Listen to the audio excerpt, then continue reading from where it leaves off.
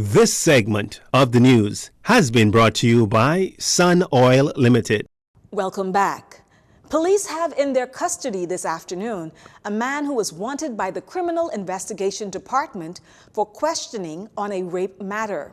25-year-old Christopher Forbes, who has no fixed address, was arrested last night, according to Police Press Liaison Officer Superintendent Audley Peters. Police had issued a wanted persons poster for Forbes on Wednesday morning. Now, police have not indicated whether he is the person wanted for the sexual assault of a woman jogging in western New Providence early Wednesday morning. The Royal Bahamas Police Force is thanking members of the public for their assistance in Forbes' arrest. Recently, officers of the Western Division of the Royal Bahamas Police Force arrested 3 suspects and brought them before the South Street Magistrate Court for offenses related to stealing and receiving. In a special video posted to social media on Thursday, ASP Audley Peters, director of the National Crime Prevention Office and Police Press Liaison, gave more information and instructions on how to possibly recover stolen property. Recently, the officers of the Western Division arrested and placed 3 suspects before the Magistrate Court for offenses related to stealing and receiving. We believe that we have discovered a housebreaking ring where thousands of dollars in construction supplies and tools were recovered. If you have been affected, we invite you to visit the Western Police Station located on John F. Kennedy Drive and speak with our investigators with a view of identifying your items that are presently in our care. Please note that you are required to bring proof of ownership such as receipts or be able to properly identify your property or properties. I'm Superintendent Audley Peters, Director of the National Crime Prevention Office and Press Liaison Officer. Thank you for doing your part in creating safer communities. Again, not just anyone can show up to the police station located just east of the Lyndon Pinling International Airport to claim goods. The police have in their possession a wide range of items from water heaters, generators, pressure pumps, skill saws, ladders, security screens, ceiling fans, door locks, and even bathroom sinks. ASP Peter thanks the public for their help in breaking up this house-breaking ring and making a safer community. In news from the court, another case of alleged attempted child stealing. 20-year-old Alexander Coakley of Wolf Road was arraigned in court number 2 and stood before Magistrate Cara Turnquest DeVoe this morning. Coakley was charged with attempting child stealing of 7-year-old Malia Josie. This incident occurring on March 30th, 2021. Coakley was denied bail and remanded to the Bahamas Department of Corrections. He has until July 29th to apply for bail. The announcement of the sale of the Grand Lucayan Resort on Grand Bahama on Wednesday by Deputy Prime Minister and Minister of Tourism, Investments and Aviation gives a reason for cautious optimism, according to former Free National Movement Minister of State for Finance, Kwesi Thompson. Following the announcement of the $100 million sale agreement between the government and Electra America Hospitality Group, Mr. Thompson, Member of Parliament for East Grand Bahama, says, having already experienced 2 memorandum of understandings or letters of intent in recent years, there needs to be seen actual development and employment, as he contends that Grand Bahamians no longer get excited by announcements, as they have been there and done that. He says the devil is always in the details, and they await the full details of the deal and its benefits for the people of Grand Bahama. Now, back in 2018, the previous F&M administration purchased the resort for $65 million with the intent to sell the property to Royal Caribbean Cruise Line and the ITM Group. However, that did not come to fruition due to the COVID-19 pandemic. The deal was subsequently canceled by the current administration. Well, Mr. Thompson reiterates that Grand Bahamians will be interested in learning more about the details of the deal, including when will the actual renovations begin, when and how can Bahamians participate in the redevelopment, the number of concessions that will be paid, and over what time frame, and what will happen to the existing employees. The MP also questioning the forms of new airlift. When will they begin? What is the development plan and timeline?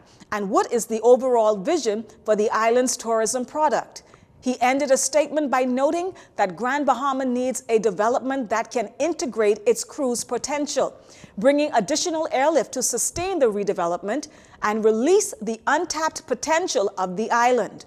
According to DPM Cooper, all construction and renovations are expected to be completed by January 1st, 2025. The construction is expected to generate 2,000 jobs and 1,000 permanent jobs when the resort is completed. Today, the Bahamas Agriculture, Health and Food Safety Authority celebrated the first International Day of Planet Health with simultaneous tree planting ceremonies on 8 islands across the Bahamas. Earlier this year, on March 29th, the United Nations General Assembly adopted the resolution proclaiming May 12th as International Day of Plant Health under the theme, Protecting Plants, Protecting Life. Now you may ask, what is plant health and why is it important?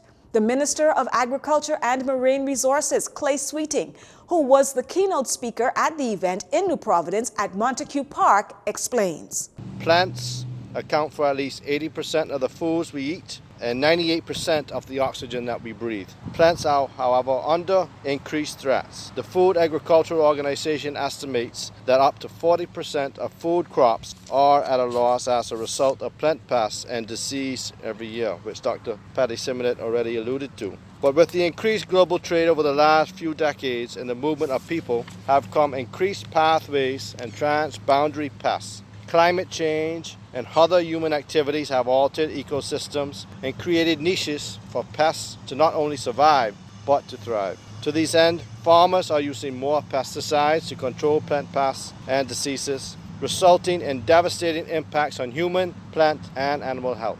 Just like the human body, plants must also be free of disease and pests in order to thrive.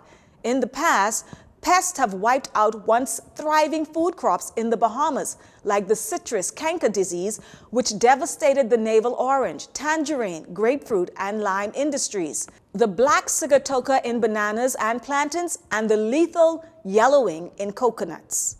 In light of these challenges affecting food security and agriculture, the Bahamas is improving its ability to ensure the protection of plant health from the threat of quarantine pests, the control and management of existing pests, and expanding safe, healthy, and sustainable production and trade of agricultural commodities. This is done in order to increase food security, to protect our unique environment, and enhance the quality of life and economic well-being of Bahamians. Following the ceremony, Mr. Sweeting showed that he knows how to use a shovel and assisted with the planting of 2 trees, including the native mahogany, a jambulan plum tree that has many uses for medicinal, to the production of soaps, perfumes, and tannins for leather, and is used in home and boat construction. Jcn News Department is in full support of the initiative and will have more in a later report when we look at the dangers of importing certain types of plants and seeds. You're watching your Jcn News. Welcome back. The University of the Bahamas kicked off in-person learning this past Monday for the first time since the pandemic started back in 2019 with its summer session. UB is offering a hybrid of in-person and online modules, and those students enrolled in face-to-face classes have headed on to campus despite the recent uptick of COVID cases. Jcn News spoke with Dr. Monique Toppin, a professor at the university and head of the Department of Journalism and Communication, and Daniel Thompson, president of the Union of Tertiary Educators of the Bahamas and professor, about their personal thoughts on the resumption of classes as cases continue to rise. I feel that we are going to have to deal with the fluctuation of cases even into the fall. We just don't know. This pandemic is such that you just don't know what's going to happen.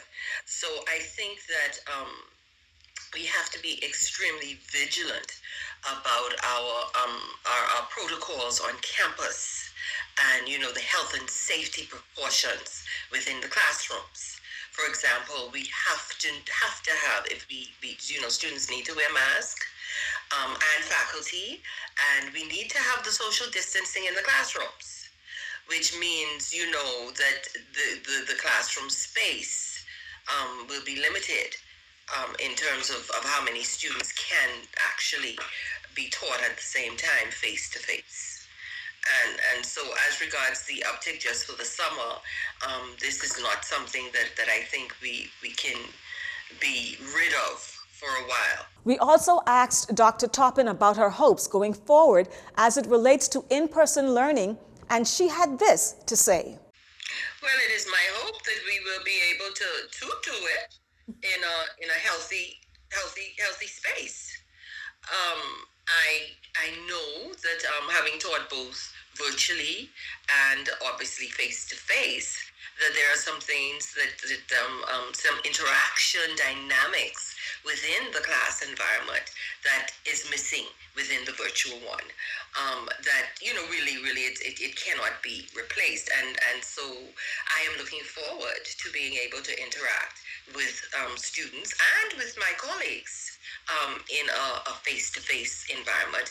But if that's not going to be safe, and safety cannot be guaranteed to us at a high level, then I would prefer that we not do it. But I do see the benefits, and I do feel that we've been away from that for so long. I think that, you know, I'm ready personally to get back to it, but only if we can be guaranteed, assured of that safety. When asked about his views, UTEB President Thompson spoke about the union's stance on the matter, noting that the union encourages its members to return to classes. We encourage our members to return to class, to the face-to-face.